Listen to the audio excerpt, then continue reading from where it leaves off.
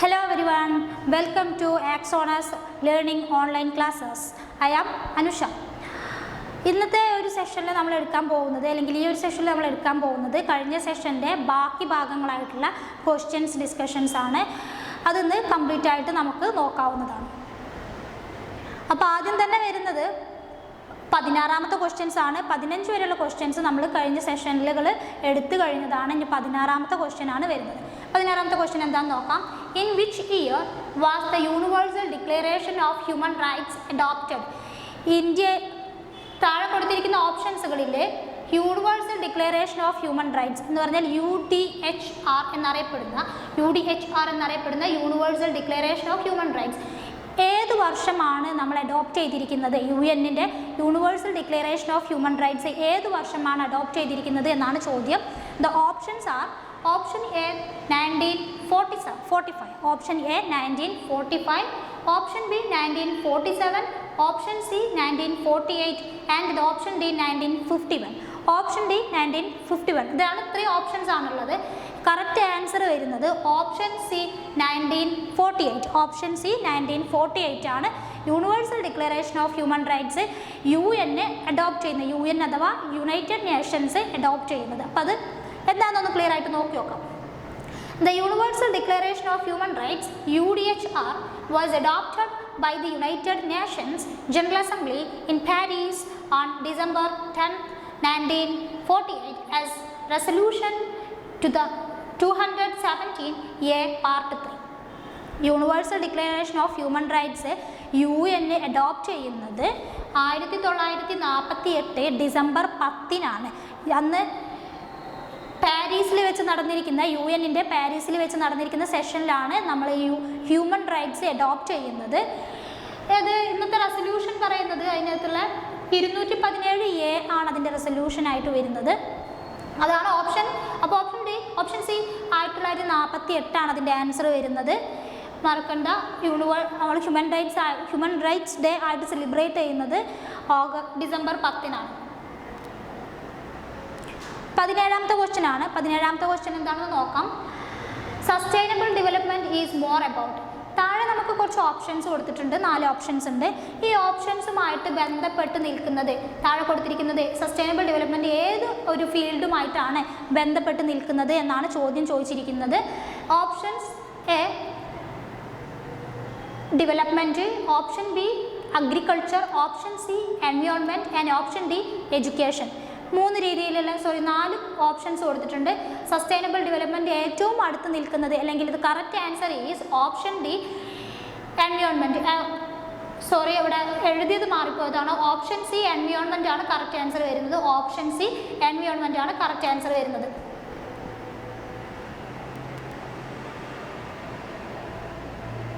അപ്പോൾ എന്താണ് sustainable development? എന്തുകൊണ്ടാണ് എൻവയോൺമെൻറ്റുമായിട്ട് സസ്റ്റൈനബിൾ ഡെവലപ്മെൻറ്റ് അടുത്ത് നിൽക്കുന്നത് എന്ന് നോക്കാം. Sustainable development is associated with the term of eco friendly system. നമുക്കറിയാം സസ്റ്റൈനബിൾ ഡെവലപ്മെൻറ്റ് എന്ന് പറഞ്ഞു കഴിഞ്ഞാൽ അതൊരു എക്കോ ഫ്രണ്ട്ലി സിസ്റ്റമാണ്. സസ്റ്റൈനബിൾ ഡെവലപ്മെൻറ്റ് എന്ന് പറഞ്ഞാൽ ഒരു എക്കോ ഫ്രണ്ട്ലി സിസ്റ്റത്തിനെയാണ് നമ്മൾ സസ്റ്റൈനബിൾ ഡെവലപ്മെൻറ്റ് എന്ന് പറയുന്നത്. എൻവയോൺമെൻറ്റുമായിട്ട് ഏറ്റവും അടുത്ത് നിൽക്കുന്ന sustainable development is closely associated the concept of the field of environment എന്ന് നമുക്ക് പറയാൻ പറ്റും. It mostly focus to protect the future generation.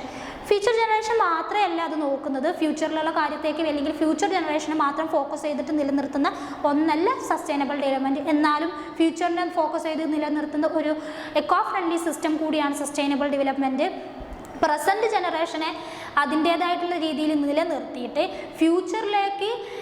ഫ്യൂച്ചറിലേക്കുള്ള ഒരു ഡെവലപ്മെൻറ്റ് കാണുക അല്ലെങ്കിൽ ഒരു സസ്റ്റൈനബിൾ ആയിട്ടുള്ള ഡെവലപ്മെൻറ്റ് മാത്രം ഫോക്കസ് ചെയ്യുന്ന പ്രകൃതിക്ക് ഒരു കൂടുതൽ ഡിസ്ട്രോയിഷൻ അല്ലെങ്കിൽ ഒരു കൂടുതൽ നാശം സംഭവിക്കാത്ത രീതിയിൽ അല്ലെങ്കിൽ കൂടുതൽ അതിനൊക്കെ ഒരു പ്രകൃതിക്ക് ഒരു മോശമായിട്ടുള്ള രീതി കൊണ്ടുവരാത്ത രീതിയിൽ എൻവയോൺമെൻറ്റിന് കൂടുതലൊരു പ്രോബ്ലംസ് ഇല്ലാതെ വരുന്ന രീതിയിലേക്ക് സസ്റ്റൈനബിളായിട്ട് അല്ലെങ്കിൽ എക്കോ ഫ്രണ്ട്ലി ആയിട്ട് നിലനിർത്തിക്കൊണ്ട് ഒരു ഡെവലപ്മെൻറ്റ് ഫ്യൂച്ചറിലേക്ക് കൊടുക്കുക എന്നുള്ളതിൽ ഫ്യൂച്ചർ ജനറേഷനെ കൂടെ പ്രൊട്ടക്റ്റ് ചെയ്യുക വിത്ത് ദ പ്രസൻറ്റ് ജനറേഷൻ എന്നുള്ള രീതിയിലാണ് സസ്റ്റൈനബിൾ ഡെവലപ്മെൻറ്റ് എന്ന് പറയുന്നത് ഉദ്ദേശിക്കുന്നത്. സസ്റ്റൈനബിൾ ഡെവലപ്മെൻറ്റ് ഏകദേശം 17 ഗോൾസ് ആണുള്ളത്. 17 ഗോൾസാണ് സസ്റ്റൈനബിൾ ഡെവലപ്മെൻറ്റിന് ഉള്ളത്. 18ാമത്തെ ക്വസ്റ്റ്യൻ ആണ്. 18ാമത്തെ ക്വസ്റ്റ്യൻ എന്താണെന്ന് നോക്കാം. How many national parks four wild life conservation are there in India? ഇന്ത്യയിൽ ഏകദേശം എത്ര നാഷണൽ പാർക്കുകൾ, വൈൽഡ് ലൈഫ് വന്യജീവി സങ്കേതങ്ങൾ ഇന്ത്യയിൽ കൺസർവേറ്റീവ് വന്യജീവി സങ്കേതങ്ങളാണ് ഇന്ത്യയിലുള്ളത് എന്നാണ് ക്വസ്റ്റ്യൻ ചോദിച്ചിരിക്കുന്നത്. Options are option A 130, option B 95, option C 80, option D 75.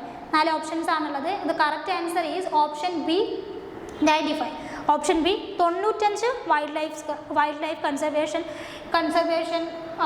പാർക്സുകളാണ് ഇന്ത്യയിലുള്ളത് എന്നാണ് പറയുന്നത്. ഓപ്ഷൻസ് അതിൻ്റെ കറക്റ്റ് ആൻസർ നോക്കാം. As of 2024 the exact number of national parks in India is 106. ഇന്ത്യയിലെ 2024 ഇന്ത്യയിലെ കണക്കുകൾ പ്രകാരം ഇന്ത്യയിൽ ഏകദേശം 106 നാഷണൽ പാർക്കുകളാണ് ഉള്ളത്. 106 വൈൽഡ് ലൈഫ് നാഷണൽ പാർക്കുകൾ വന്യജീവി സങ്കേതങ്ങളാണ് ഉള്ളത് എന്നാണ് പറയുന്നത്. എന്നാൽ ഇവർ പറയുന്ന കാര്യം എന്താ വെച്ചാൽ 95 ആണ്. 95 എന്ന് പറയാൻ നമ്മൾ ഓപ്ഷൻസിൽ 95, 106 എന്നൊരു ഓപ്ഷൻ നമുക്ക് ഈ ഒരു ഓപ്ഷൻസിൽ ഇല്ലാത്തത് കൊണ്ട് നമ്മൾ ഓപ്ഷൻ ചൂസ് ചെയ്യേണ്ടത് 95 ആണ്. കാരണം 106 പോയിട്ട് ഏറ്റവും അടുത്ത് നിൽക്കുന്ന മറ്റൊരു ഓപ്ഷൻ എന്ന് പറയുന്നത് 95 ആയതുകൊണ്ട് ഒരു എക്സാം പോയിന്റ് ഓഫ് വ്യൂവിൽ നിങ്ങൾ എക്സാം എഴുതുമ്പോൾ ഒരു സ്റ്റുഡൻറ്റ് എന്ന രീതിയിൽ ഒരു ആൻസർ കാണേണ്ടത് നിങ്ങൾ അതിനോട് ഏറ്റവും അടുത്ത് നിൽക്കുന്ന അപ്രോപ്രിയേറ്റ് ആയിട്ടുള്ള ഒരു ആൻസർ ചൂസ് ചെയ്യുക എന്നുള്ളതാണ്. ലോജിക്കലി തിങ്ക് ചെയ്തിട്ട് അതിന് ഏറ്റവും അടുത്ത് നിൽക്കുന്ന ഒരു ആൻസർ ചൂസ് ചെയ്യുക എന്നുള്ളതാണ്. 19ാമത്തെ ക്വസ്റ്റ്യൻ ആണ്. 19ാമത്തെ ക്വസ്റ്റ്യൻ എന്താണെന്ന് നോക്കാം. Which one colony was a victim of apartheid? താഴെ കുറച്ച് കൺട്രീസ് കൊടുത്തിട്ടുണ്ട്. ഇതിൽ താഴെ കൊടുത്തിരിക്കുന്ന ഏത് കൺട്രിയാണ് അല്ലെങ്കിൽ ഏത് കോളനിയാണ് അപ്പാർത്തൈഡ് എന്ന് പറയുന്ന ഒരു സിസ്റ്റത്തിൻ്റെ ഇരയായിരിക്കുന്ന കോളനി ഏതാണ് എന്നാണ് ചോദ്യം ചോദിച്ചിരിക്കുന്നത്. Options are option A south Africa, option B China, option C Myanmar and option D Sri Lanka. The correct answer is option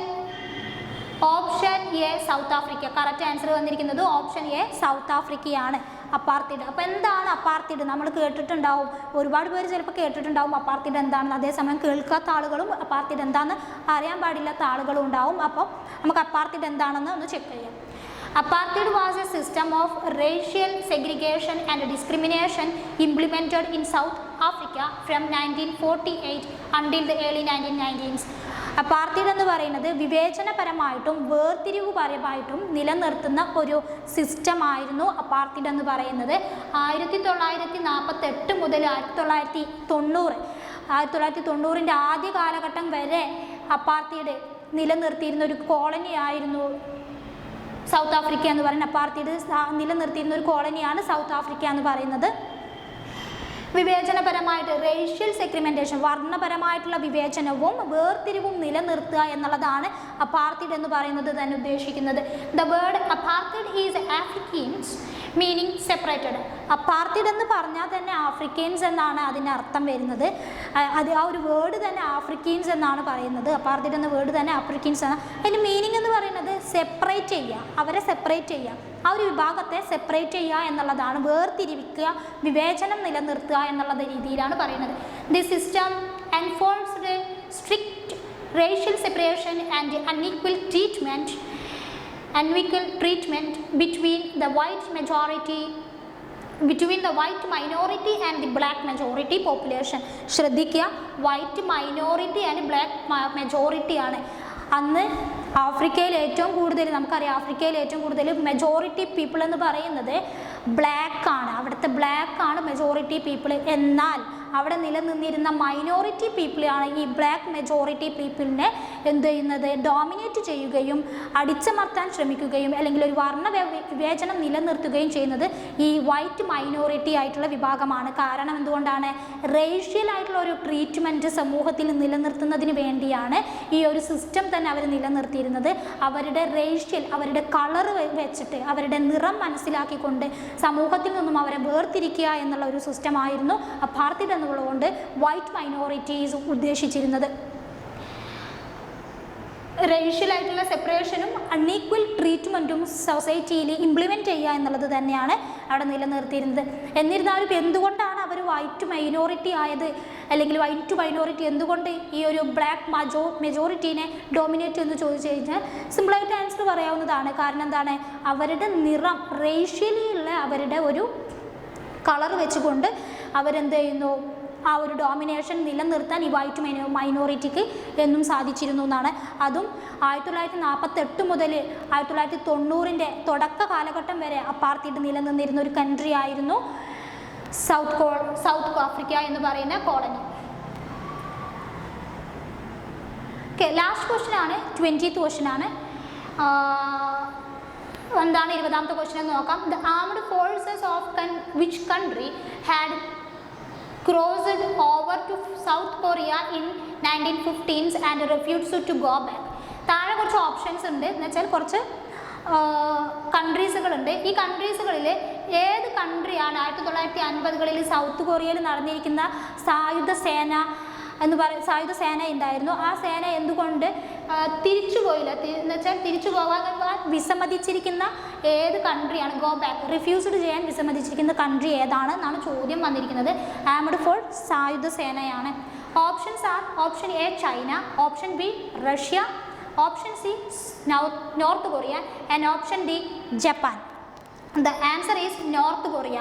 Option C, North Korea ആണ്. The invention began on June 25, 1915. North കൊറിയയും ഒരു south കൊറിയയും തമ്മിലുള്ള ഉണ്ടായിരുന്ന ഒരു ഇൻവാൻഷൻ അല്ലെങ്കിൽ ഒരു വാർ നിലനിൽക്കുന്നത് അല്ലെങ്കിൽ തുടങ്ങുന്നത് തന്നെ 1950 ജൂൺ 25 തുടങ്ങുന്നത് എന്നാണ് പറയുന്നത്, ഒരവസാനം നിലനിന്നിരുന്നത്. ആൻഡ് ഇത്രയും ക്വസ്റ്റ്യൻസ് ആണ് ഈ ഒരു ക്ലാസ്സിൽ അല്ലെങ്കിൽ ഈ ഒരു സെഷനകത്ത് ഡിസ്കഷൻ ചെയ്യാൻ ഉദ്ദേശിച്ചിരുന്നത്. ഈ ഒരു സെഷൻ എല്ലാവർക്കും മനസ്സിലായെന്ന് വിചാരിക്കുന്നു. ഇനി അപ്പോൾ ഈ ഒരു സെഷനോട് കൂടി നമ്മുടെ ഈ ഒരു question discussion, multiple choice question ഡിസ്കഷൻ്റെ ഒരു അവസാനത്തിലേക്ക് എത്തിയിരിക്കുകയാണ്. അപ്പോൾ മറ്റൊരു ക്ലാസ്സിൽ വീണ്ടും കാണുന്നത് വരെ താങ്ക് യു.